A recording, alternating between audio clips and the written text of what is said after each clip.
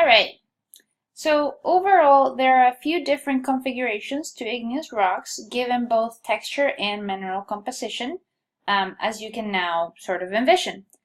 Here are a few examples. So from phaneritic texture, meaning when rocks cooled slowly, we have felsic, intermediate, and mafic compositions, as you are seeing them, the images over here in the top of the slide.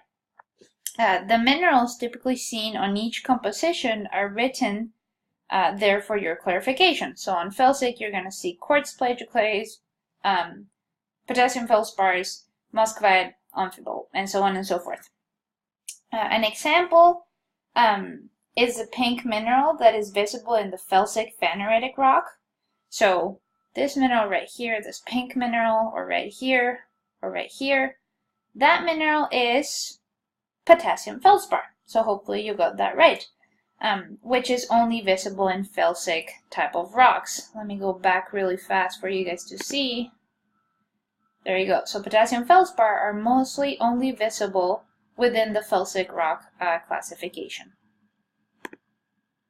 Okay. So from the aphanitic textures that you're seeing here on the bottom of the slide, you can't see the minerals distinguished from one another, but you see the color scheme, which is representing of the minerals themselves. So you see the color scheme changes from felsic all the way to mafic, getting a little bit darker as you go towards mafic. In the felsic side, you even see it be a little bit pinkish, and this again might be because of the presence of potassium feldspar. So again, because some rocks have the same mineral constituents but different cooling histories, geologists will name them differently. In the next few slides that we're going to cover, we'll go through the different rock names to the main igneous rocks and how to differentiate them. So this is figure 4.12 from your book, and it is a good classification chart to pinpoint the types or the different types of igneous rocks that we have. I'm not going to go through it in detail, as I am going to go through a few of the igneous rocks individually in the next few slides, but I encourage you to go ahead and look at the table or the figure 4.12 on your own, just to check out the different properties of each of these types of rocks. So we'll start by looking at felsic igneous rocks split based on their texture differences. The first one that we have here is granite. So granite is perhaps the best known igneous rock. It has large crystals, meaning visible to the naked eye, and so it has a phaneritic texture, meaning that it's an intrusive type of rock. It is pretty abundant in the continental crust, and it is used for countertops, gravestones, and many other decorative uses. It has about 10 to 20% quartz, 50% feldspars, and as you have seen from the images above, this type of feldspars may be plagioclase feldspars or potassium feldspars, which makes the pink coloring of the minerals. And then the remaining amount of percentage is split between muscovite and between amphibole and biotite, which are the dark part of this rock type. The dark content is usually of 10% or so, but it usually appears to be greater, as I told you before, because darker colors stand out to our eyes. Sometimes the textures of granite may appear porphyritic rather than phaneritic, and this is because the plagioclase crystals are so wide that it's hard to distinguish where one ends and the other one begins, where the edges of them are. And you'll see this happen in labs. Sometimes it's hard to tell the crystals apart from one another. Places where granite is abundant, here in the western US, for example in the Sierra Nevada batholith, in Yosemite, as being one of the places where you can see the batholith. And here in our beautiful state, in the Idaho batholith, as I had said before, the foothills, as I told you, are part of the batholith, and some part of the Owyhees, closer to Boise, are also part of the batholith. And there's also a very large batholith in the coastal area of Washington and BC, going all the way up to Yukon and Alaska. That is probably the biggest batholith in the Western, I guess North America at least. Alright, the next felsic igneous rock is rhyolite. Rhyolite has an aphanitic texture, so the grains are too fine-grained for us to see with our naked eye. It has an extrusive or volcanic origin, and it has the same mineral composition as granite does. It is less common than granite and also less voluminous. Many times it appears as being porphyritic, meaning that it has many phenocrysts within the matrix, as can be seen in the image here on the right. Those type of rocks we call rhyolite porphyry. Okay? So it usually forms dome-type flows at volcanic craters like the one that you're seeing here on the picture on the bottom left. These are very common domes that form in the Cascades or in the Andes volcanoes, for example. So what is happening is that magma is erupting, but it is doing so very slowly, and because the magma itself is so viscous, it flows very, very slowly, and that's why it creates this kind of dome within the crater itself. Obsidian is another type of felsic rock. Obsidian has a glassy texture and a disordered ion arrangement. So although it is made up of the same elements as non-ferromagnesian silicates are made up of, the ions did not bond into a nice pattern to have an orderly structure. So no minerals are really formed. Okay? Because they're not orderly structures, so they don't meet one of those characteristics of minerals. Obsidian is typically black or sometimes kind of red-orange, and this is due to the small amounts of metallic ions, but otherwise they're going to be clear, kind of like a glassy substance. Lastly, it is characteristic to have conchoidal fracture, and it was used a lot in previous times in history to make arrowheads or knives, for example, as some of you may have seen it. Or also to destroy the army of the dead in Westeros. Lastly, for felsic rocks, we have pumice. Pumice has the same mineral composition as granite, but its texture is vesicular, meaning it has a lot of gas cavities and empty spaces within.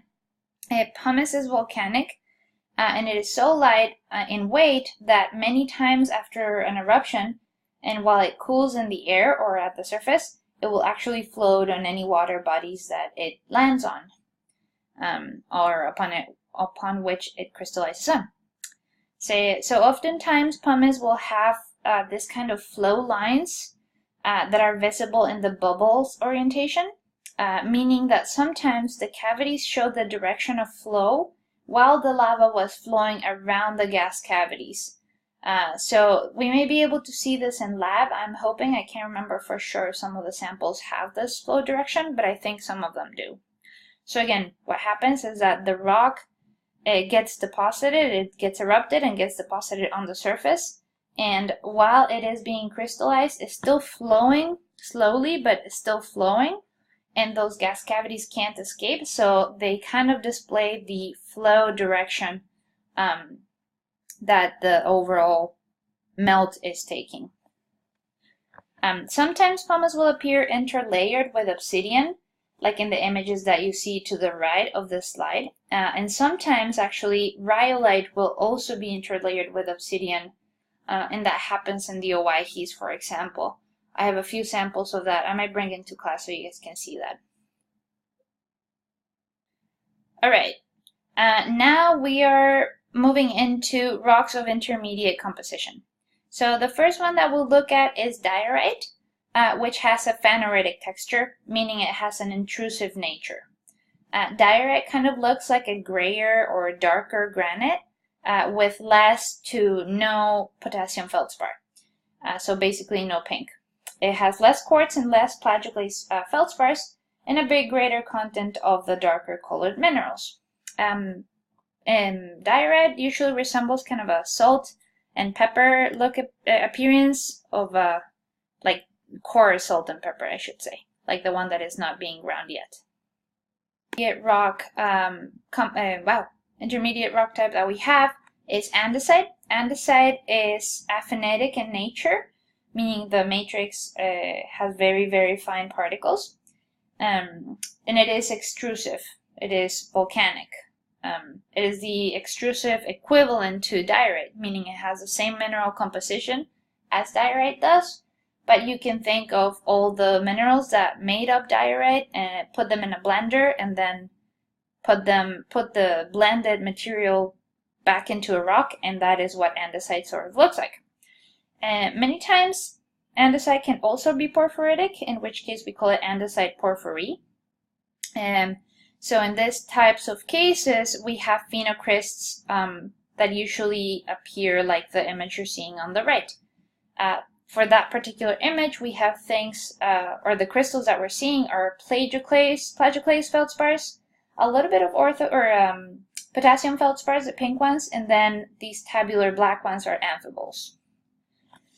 Andesites tend to be abundant in the Cascade Range and obviously in the Andes, as they were named after the Andes themselves. Many times they resemble rhyolites, and it may be hard to tell them apart unless using a microscope to check for the specific mineral content. But usually it is a little bit darker in color than rhyolites, so you can't tell them apart. Alright, now we move into rocks that have a mafic composition. So gabbro is a phaneritic textured mafic rock. It is intrusive, and sometimes it's a little bit greenish as it contains some olivine and some pyroxenes, which pyroxenes tend to be black to dark green, olivine's pretty green. It is uncommon in the continental crust, but there is a lot more on the oceanic crust. As the image on the bottom that you're seeing right here shows, gabbro was named after a town in Italy, I believe. So that is the location where they found this type of rock, which is pretty cool. There are many rock bodies of gabbro that have been found, for example, in the Himalayas. Some of the oceanic crust that used to be part of the Indian plate kind of got incorporated within, and review the plate tectonics lecture and check the convergent boundaries, continental to continental convergence, to look at some of those type of oceanic crust being sort of encapsulated within the continental crust that is building up the mountains. Alright, so lastly we have basalt, which is the extrusive equivalent of gabbro. It is dark green to black, really it's mostly black. It is predominantly in the oceanic crust, and it makes up most of the ocean floor underneath the overlying sediments that have fallen there. It can be porphyritic, but it is not very commonly so. It is the most common type of extrusive igneous rocks that happen on Earth. And it happens in many ways, which we will look at later in this and in the next chapter. But you can find it as a main rock type in Hawaii, and also closer to home in the Columbia River basalt's Igneous province, which reaches all the way to Lucky Peak Reservoir. So some of you may have seen it as you drive towards the reservoir, and as making those steep cliffs with column-like features all around it. Some of the people actually rock climb this type of rock a lot. They're going towards the reservoir. You may have seen some climbers do it. Other regions that have basalt are areas such as Siberia, India, Iceland, Ireland, Scotland, and the Caribbean a lot as well. In fact, one of the islands that my parents lived in, which is part of Colombia, is called Providence Island, has a lot of basaltic routes. I also wanted to show you this map of the large igneous provinces, otherwise called lips. They are mainly made out of basalt, and they are, as the name says, large extensions typically related to some sort of historic large volcanic event. As you can see, there are many of them throughout the planet, the biggest ones being the Siberian troughs in Russia. Here you can see the extent of the Columbia River Igneous Province right here. So it does touch a little bit of western Idaho, and we'll refer it a lot in Chapter 5. Okay, with that, we're done covering the different types of igneous rocks. I did skip over the types of pyroclastic rocks, but we'll go over them in lab enough and we'll take a look at them.